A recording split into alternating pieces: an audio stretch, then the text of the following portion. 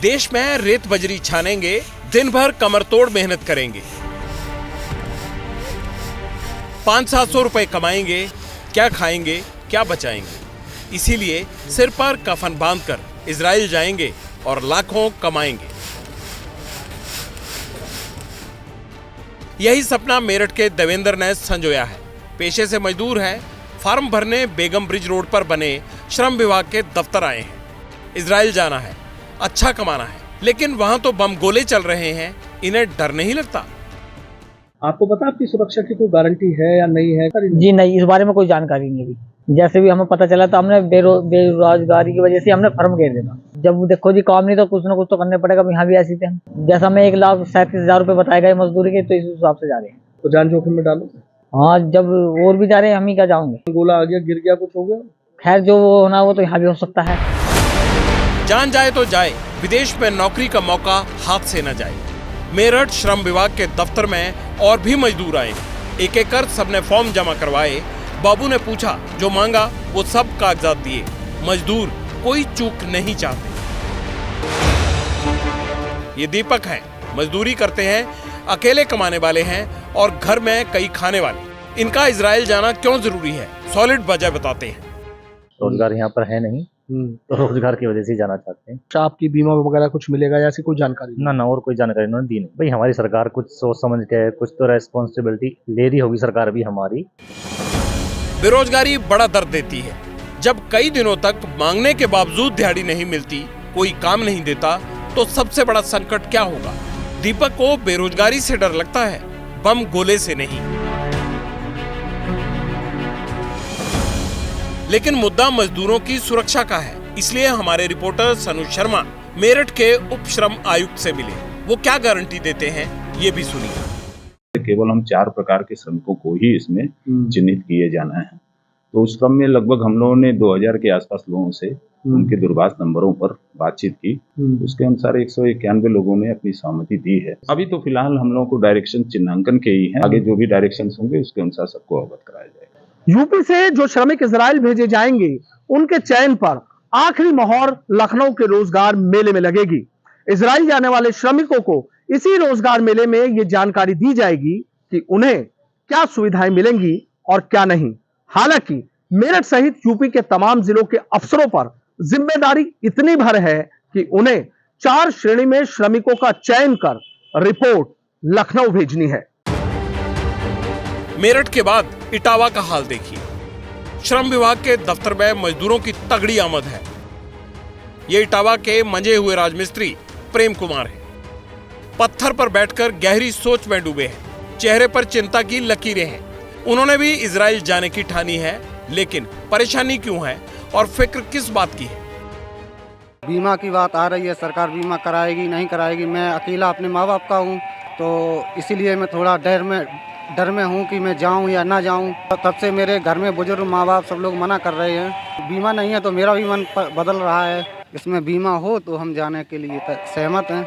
हमारे जैसे करीबन 100 लोग तो हमारे आसपास के ही हैं। प्रेम कुमार ने 100 लोगों का पता बताया। हम एक पते पर पहुंचे। सामने घर था जिसकी दहलीज से तंगहाली और बदहाली बाहर झांक रही थी। ये मजदूर जैकिशन है। आजकल काम धंधा है नहीं, इसलिए इजराइल जाना चाहते हैं, लेकिन मन बड़ा घबरा रहा है। क्यों? इजराइल में तो लाखों कमाने का मौका है। तैयारी क्या, वो लोग बाग अगवा उड़ा रहे हैं, इसी वजह से हिम्मत नहीं पड़ रही है कि उधर जाते हैं और लौट के नहीं आ पाते, कोई ना कोई दुर्घटना हो जाती है। इसी वजह से हमारी मैडम भी घबरा रही हैं। हम तो सोच रहे हैं चले जाएं तो लाइफ भी बन सकती है। उधर इधर तो कुछ भी नहीं कमा पाते हैं। अभी हमारे कुछ है भी नहीं बीमा में, कुछ बताते तो हम सोचते भी। जान की गारंटी अभी कहीं से नहीं मिली, इसलिए जय किशन श्योर नहीं है, क्योंकि जान है तो जहान है। इन्हें तो यही लगता है। मेरठ में 150 लोग विदेश जाने के लिए आवेदन कर चुके हैं। अब उनकी जिम्मेदारी कौन लेगा, सरकार क्या कर रही है, इसका जवाब इटावा की सहायक श्रम आयुक्त से मिला। पर इटावा में 150 श्रमिकों का डाटा लिया गया जो इजराइल जाने के लिए इच्छुक है, जिसमें से 101 का डाटा हम आगे के लिए भेज दिया गया है। ITI अलीगंज लखनऊ में हम भेजेंगे। भारत सरकार द्वारा और उत्तर प्रदेश सरकार द्वारा पूरी व्यवस्थाएं की जा रही है और सरकार के निर्देशन में ही उनको आगे भेजा जाएगा। मेरठ और इटावा में मजदूरों की मजबूरी का मीटर मापने के बाद ABP न्यूज जा पहुंचा पीतल नगरी मुरादाबाद। नायाब कारीगरी के शहर के मजदूरों ने भी इजराइल जाने की ठानी है। श्रम विभाग के दफ्तर में दस्तावेज जमा करवाने आए हैं। ये धर्मवीर और शिव कुमार हैं, बेहद गरीब हैं। मजदूरी करते उम्र आधी हो गई। दूसरों के सैकड़ों घर बनाए, लेकिन अपने मकान की आज तक एक ईंट नहीं लगा पाए। बहुत गरीबी हालात में है। एक बार मैं गया था मलेशिया, एक पता चला सरकार ने कुछ मौका दिया तो हमें मौके में मिला तो हमने आने जाने के लिए पैसे ही नहीं थे तो जाते कहाँ से। जंग के हालात हैं, युद्धग्रस्त इलाका है, सुरक्षा को लेकर के जंग का है, लेकिन हमारे ये जो है योगी जी मोदी जी ये तो हमारा ध्यान रखेंगे। गरीबी और बेरोजगारी दोनों का दर्द है। और भी कई मजदूर दफ्तर में मिल गए। क्या उन्हें इजराइल में छिड़ी जंग का इल्म है तो क्या उन्हें डर नहीं लगता? देश सर, वहाँ का देश वाले सुरक्षा करेंगे। हम तो काम करने वाले हैं। अच्छा, काम करेंगे, सुरक्षा तो हमारे देश के, वहाँ के देश के करेंगे। कहाँ किया काम? जुबेल, मैंने 2.5 साल करा सर। अच्छा। फरोज पंडा मिल गया था, मतलब 2.5 लाख रुपए उसने ले लिए। वहाँ से रिटर्न में वापसी 2.5 साल में अपना मैंने मजदूरी करके पहुँचा किया। मोदी जी ने निकाला ना, योगी जी हैं, ये तो रक्षा हमारी वो करेंगे। मजदूरों को परवाह नहीं, प्रदेश में जान जाए तो जाए, भरोसा सरकार पर है। इसलिए सरकार क्या कर रही है? जान की गारंटी दे रही है? ये पूछना तो बनता है। 217 श्रमिकों ने इजराइल जाने के लिए अपनी सहमति दी है और यह प्रक्रिया अब अभी 2-3 दिन तक और जारी रहेगी। कंपनी जो है जिसके माध्यम से इनको जाना है वो टेस्ट लेगी लखनऊ में। क्या कोई उनकी सुरक्षा को लेकर के, उनके बीमे को लेकर के भी कोई प्रावधान है? अभी ये ऐसी कोई मेरी जानकारी में तो नहीं है। एक SOP है, उसका पूर्ण पालन सरकार द्वारा किया जाएगा। उत्तर प्रदेश ही क्यों, हरियाणा चले आइए, तस्वीर माथा चकरा देगी। यहाँ बेरोजगारों की भरमार है। रोहतक में मजदूरों की लंबी लाइन है। सैकड़ों सड़क पर बैठे इंतजार कर रहे हैं अपनी बारी आने का, क्योंकि रोहतक की दयानंद यूनिवर्सिटी में इजराइल के लिए सिलेक्शन चल रहा है। मौका 21 जनवरी तक का ही है। ये महेंद्र सिंह हैं, राजस्थान के चुरू से रोहतक पहुंचे हैं और सपना वहीं इजराइल जाने का है।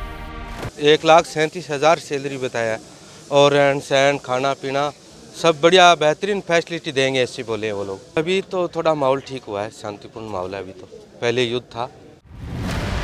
भीड़ में झुंझुनू के अशोक भी मिले। इनका कॉन्फिडेंस हाई है। इन्हें वॉरजोन में जॉब पर जाते डर नहीं लग रहा। प्रदेश में कुछ भी हो सकता है, इन्हें परवाह नहीं। इनका अपना तर्क है और अपना नजरिया भी। यहाँ कुछ पैसा बचते नहीं इतना, जो वहाँ सेफ मनी बच रही है हर महीने अकाउंट में आएगी और हमारा फैमिली खुश रहेगी और हम भी मेहनत करेंगे। ऐसा कुछ टेंशन नहीं। मैं अमेरिका आर्मी के साथ में अफगानिस्तान में काम किया है, ऐसा हमको कोई फील नहीं है, कोई डाउट नहीं है। यूपी से हरियाणा तक मजदूरों का एक दर्द, एक सी मजबूरी सुनाई दी। काम नहीं है, रोजगार की गारंटी नहीं है। कम से कम प्रदेश जाएंगे तो अच्छा कमाएंगे और बच्चों को अच्छे स्कूल में पढ़ाएंगे, ताकि मजदूर का बेटा मजदूर न बने। बाकी बेरोजगारी जो ना कराए वही काफी।